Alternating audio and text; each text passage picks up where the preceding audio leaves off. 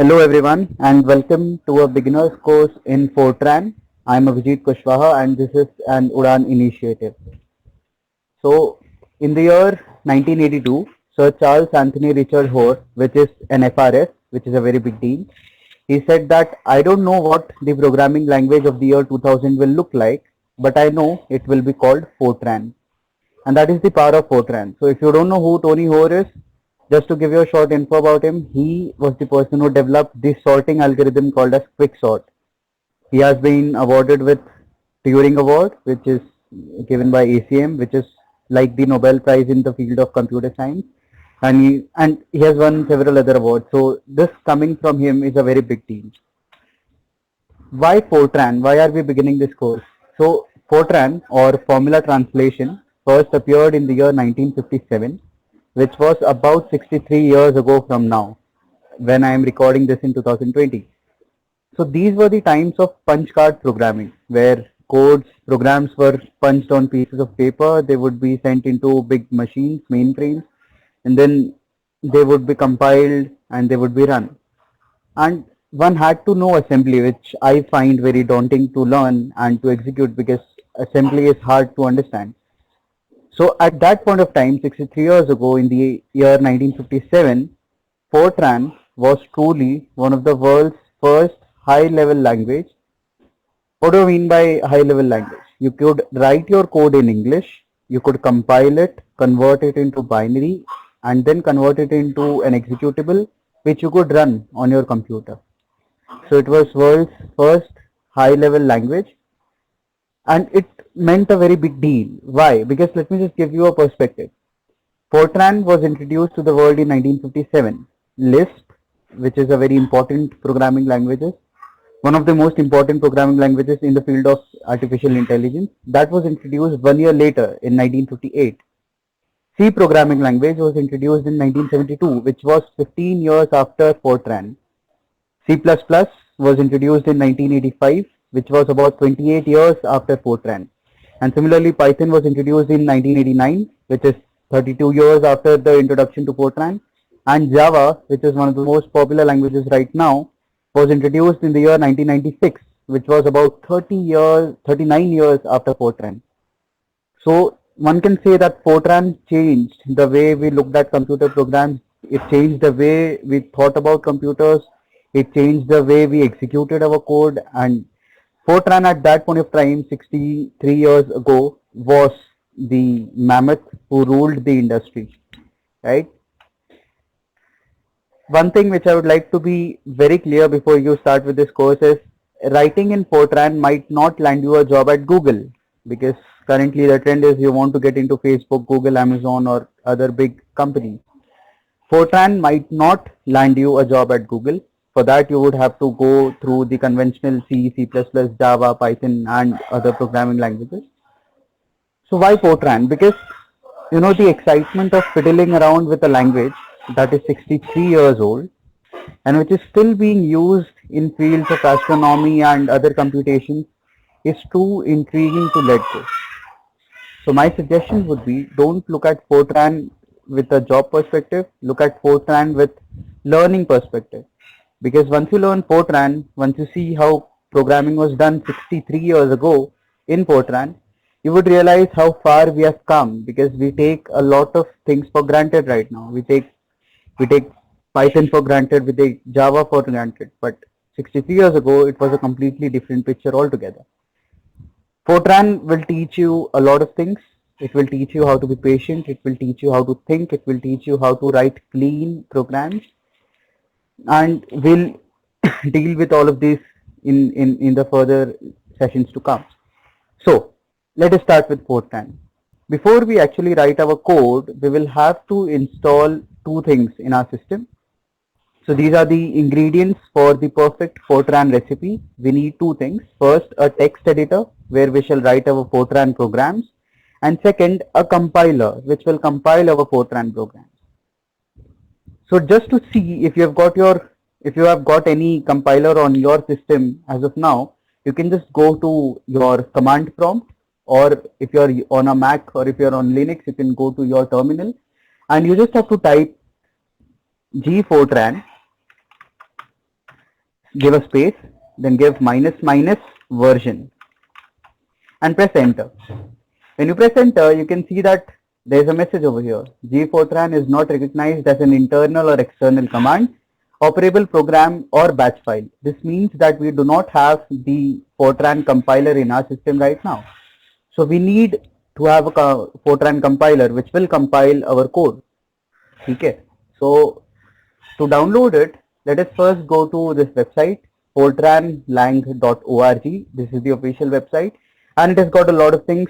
You can go to the website and you can see and explore the website. But as of now, for now, we'll just go to the learn section on this website.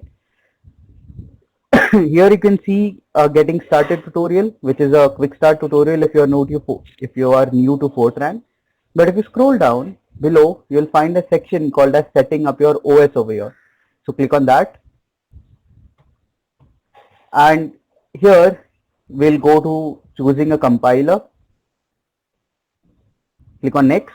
You'll be taken to installing G-Fortran. Now we have to install G-Fortran, and you can install G-Fortran on Windows by following these steps. You can download it, install it on Linux by following these steps below, or you can download G-Fortran on Mac OS by following the steps below.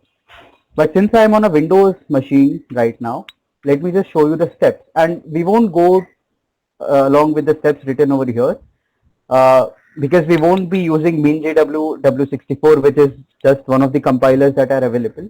What we'll do is, since we are running on Windows and we want a Fortran compiler, we will go to this website called as mingw.org.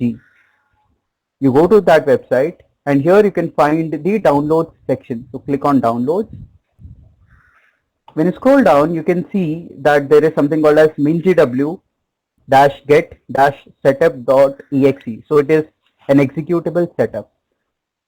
Just click on it, and now the download will start automatically. So I'm just waiting for the download to begin. Let us say that I want to download it on the desktop. So click on desktop, or you can also download it in your downloads or wherever you prefer it to be. I'm just downloading it on my desktop. So it is just 91 KB long. So it will download in probably seconds. Now once it has been downloaded, you can see over here that MinGW get setup is downloaded on my desktop. I'll just double click on it and click on run. Click on install, and don't change anything over here. Just click on continue. Now we'll just wait for a while for MinGW to collect all the versions. So let's just wait for a while.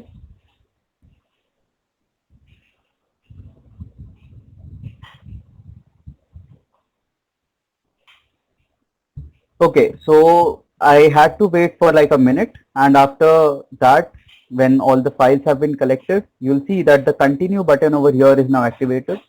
You just click on continue. It will take you to this page, which is MinGW installation manager. So here in the basic setup, I want you to go and check mark the following things. We'll just click on this and we'll mark for installation.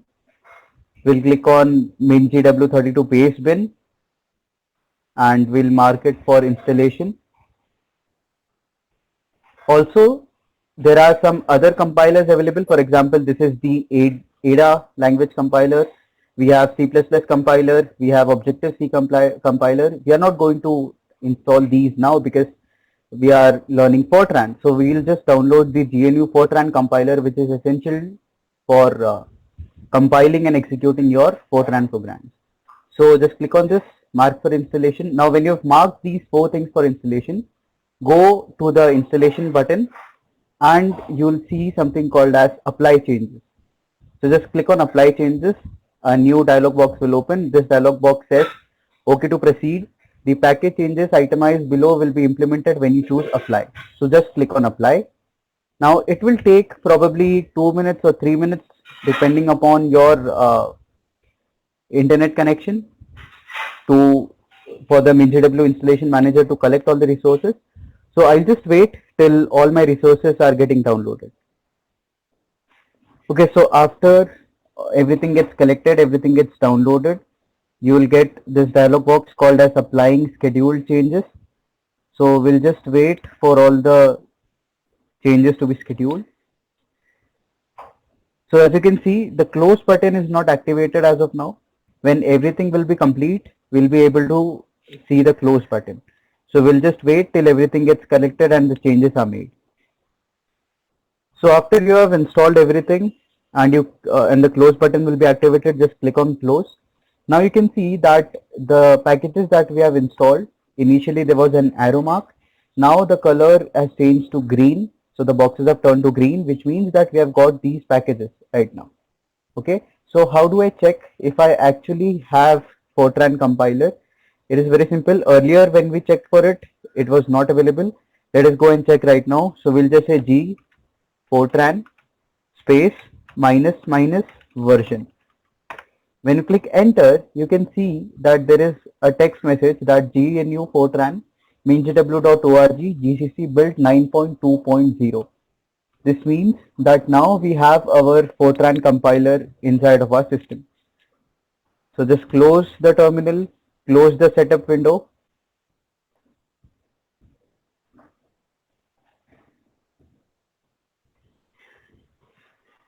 So after you close the window, now that we have our Fortran compiler, let us now write some Fortran code. Where do we write it? We'll write it in some sort of a text editor. You can choose any text editor that you like. You can go with Notepad, you can go with Notepad++, you can go with Sublime Text, whatever you are comfortable with. So I'll just show you how to write Fortran code, the basic Hello World code, which is kind of mandatory while you are starting out with any programming language. So I'll show how to write the code in Notepad also. You can just repeat the steps in Notepad++ or in Sublime Text as you want. Okay, so let me just open Notepad, and just to make sure that all the files are at a same location, I've created a Fortran folder on my desktop. So if I open it, you can see that I've created 3 subfolders: Notepad, Sublime and Genie. Now this is just for the sake of the tutorial. In the Notepad folder, I'll store all the code that I'll write using Notepad. In Sublime, I'll just store all the programs that I have written using Sublime and so on. Okay, so let me just open Notepad, and first let me save it. So I'll save it inside of my desktop, inside of my Fortran Notepad folder, and here you have to name your file name. So since we are writing a hello world program, I'll just say it is hello, but here you see the extension that we have to give is .f90. Just remember, the extension that you give to your file name should be .f90. In the save as type, don't select on text documents, just click on all files. So here you have to do 2 things. You will just have to write the name of your program, and you have to give the extension as .f90 and save as type all files. So when you save it, now when you go inside of the Fortran folder inside of Notepad, you can see that there is a file called as hello.f90, which is a F90 file. F90 file are basically Fortran files. Okay, so let us first write our very first program in Fortran, which is the hello world program. So how do we write it? Every program in Fortran begins with program. So you write program, you give space, and you write the name of the program. So let us say the name of my program is hello world.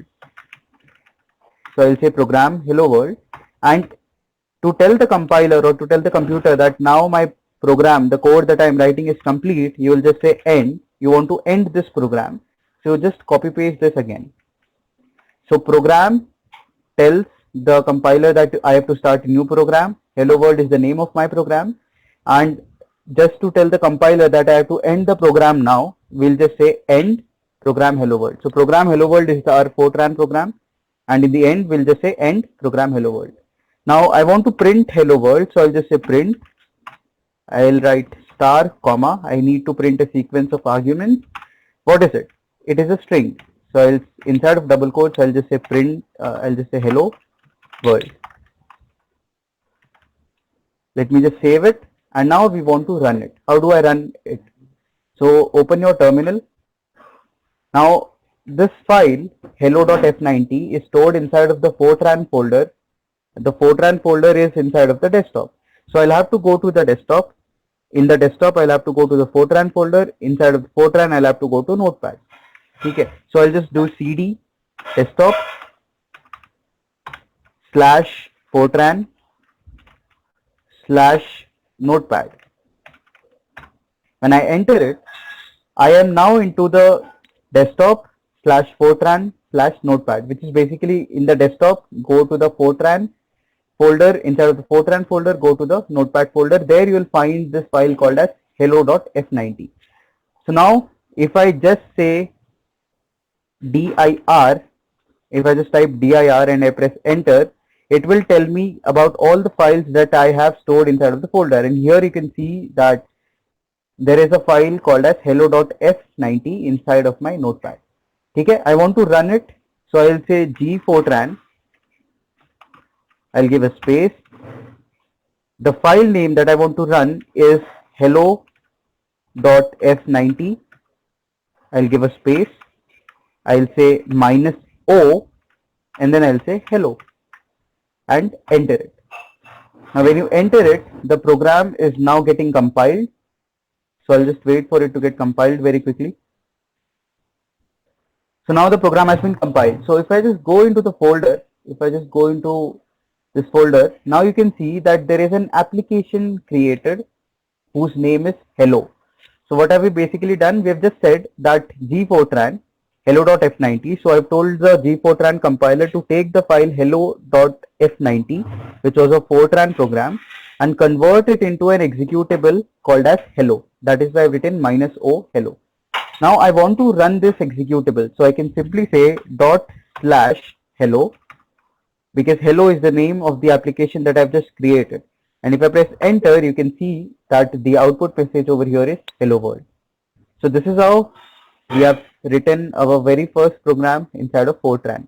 Now if you want to repeat the same thing, but not with Notepad, but with your own preference of your own editor, you can just, let's just say that I don't want to write my code inside of Notepad, I just want to write my code inside of Sublime Text. So I'll simply open Sublime Text, file, new file. I'll save this inside of the folder that I've created, which is desktop, Fortran, Sublime, and I'll save it as hello.f90. F90 is the extension, and I'll save it as all file types. So when I save this, I just have to write the program. So I'll just say program hello and then end program hello, and once the program has begun and before it ends, I need to print something on the screen. So I'll say print a sequence of characters which is hello world. Let me save this. Again, let us go back to our command prompt or our terminal. Now again, I need to go to desktop. So I'll say cd desktop slash, inside of desktop I need to go to Fortran. Inside of Fortran I need to go to Sublime folder. Once we are inside of it, I'll just say gfortran. The name of the file that I've saved over there is hello.f90. So hello.f90 -o hello. This will compile, and after compilation I'll say ./hello to run the program, that is hello world. Now you see that this is a little tiring process because you have to write the code, you have to go to the folder, and then you have to compile it on your own by writing it down in the terminal, and then you have to run the application all by writing pieces of code inside of your command prompt or inside of the terminal. It is a very hectic job. So what we'll do is, for the rest of this course, we'll not write our programs in Notepad or in Sublime Text. We will use a text editor called as Geany, Geany. So I want you to go to geany.org, and here if you click on download Geany, you will be able to download it, and then just double click, just run the setup, click on next, and go through all the installation process. After you have installed Geany, you can see that after you have installed Geany, you can just run it. So I'll just search for Geany, Geany.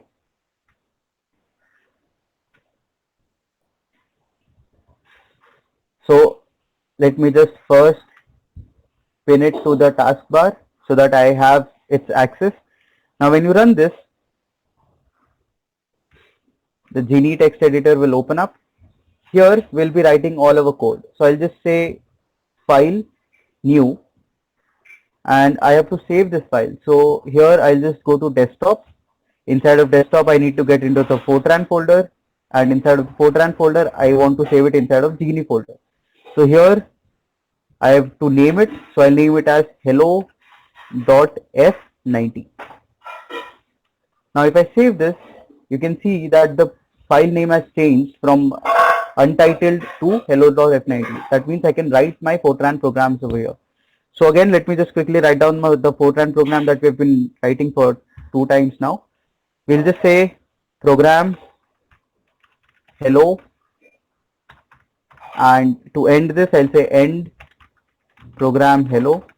In between, I need to print something, so I'll say print star comma, and I want to print hello world, so I'll say inside of double quotes, I'll say hello world. Let me save this. And now the best part about Genie is you don't have to go to the terminal to run things again and again. You can simply go on and click on build. So when you build it, you can see that there's a warning that's non-conforming tab character at line 1, which simply means that I've just given a tab over here which was not really needed inside of Fortran. So you can give a tab. If you don't give it, that is also fine. So let me just not give the tab. I'll save it again. I click on build. There are no warnings, there are no errors. The compilation has finished successfully. So I'll click on execute. As soon as I click on execute, you can see over here that I have the message hello world displayed, right? So just because I want to avoid using the terminal frequently because it is going to waste a lot of time, I'll just use Genie, which will do all the building, compiling and running for me instead of me typing all the code down.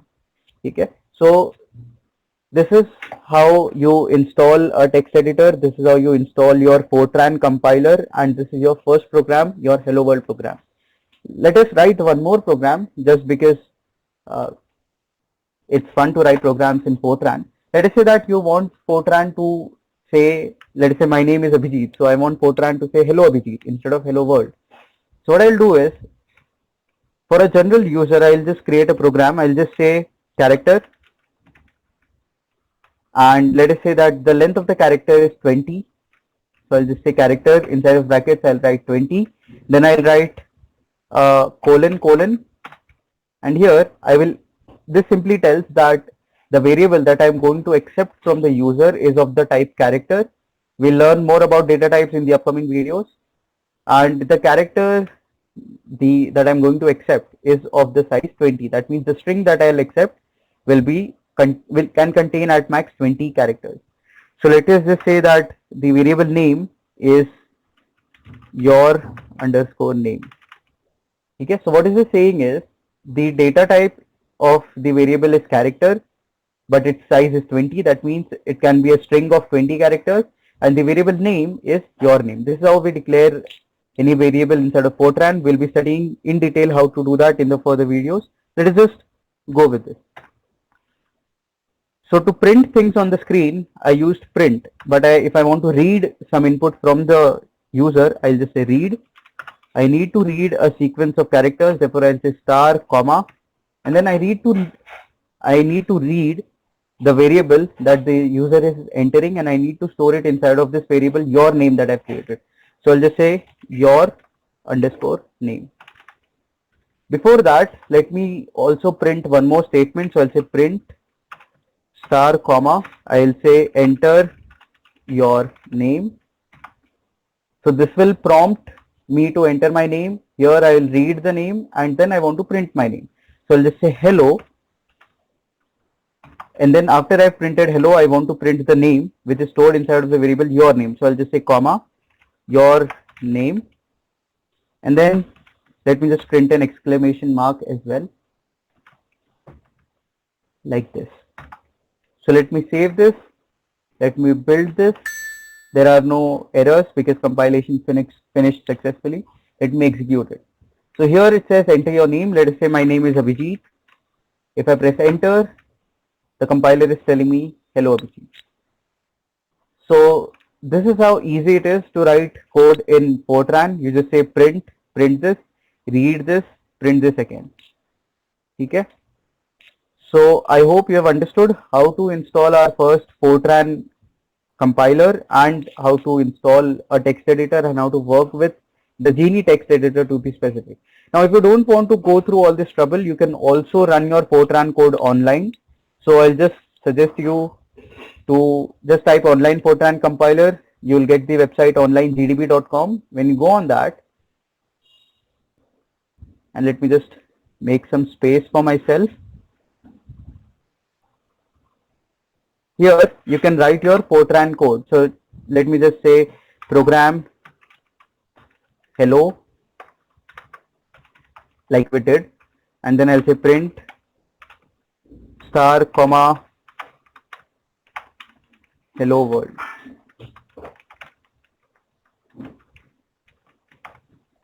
And then I want to end this program, so I'll say end program hello. To run this, just click on the run button, and here you will have the output, that is hello world.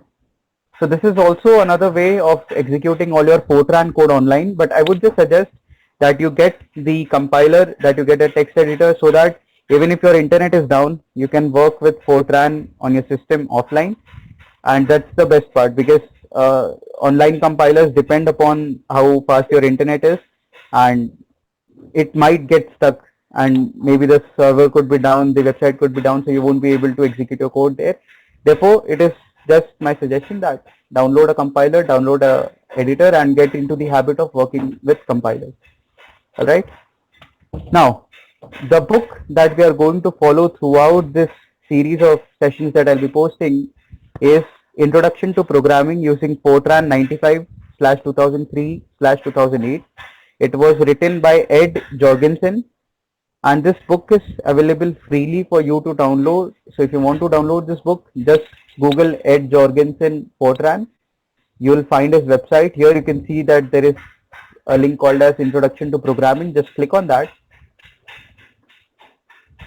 So you can find all the text in the PDF format right over here. So if you click on Introduction to Programming using Fortran, you will find the PDF version of a book.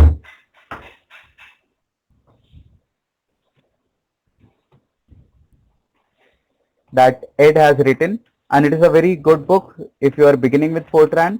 So you can go through this book. It is available freely online, and you can start writing your Fortran code just by reading from this book if you are a beginner. So thank you so much. I hope you will join me again in the further sessions. Thanks for watching, and have a good day.